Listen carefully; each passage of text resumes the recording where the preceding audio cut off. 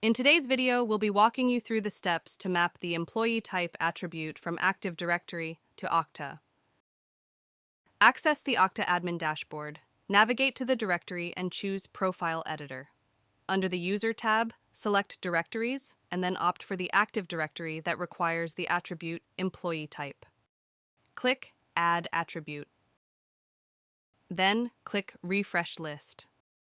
Search for employeeType and check the box beside it. Save your changes and refresh the page. You should now see the attribute employeeType was added. Create a custom attribute in Okta by navigating back to the Profile Editor page. Click on the Okta Profile User Default.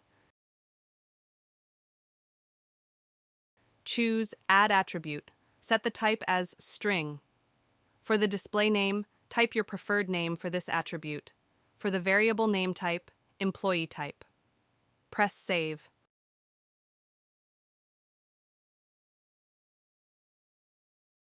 Now we are ready to map the attribute. Navigate to the directory and choose Profile Editor. Under the User tab, select Directories and then opt for the Active Directory that requires mapping. Click on Mappings. Find and select employeeType ID.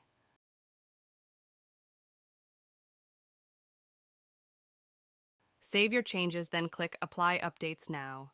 For the changes to take effect, it's crucial to perform an import to the Active Directory. Go to Directory, then Directory Integrations. Select the specific Active Directory where the employeeType attribute was added. Click on Import and then Import Now to initiate the process.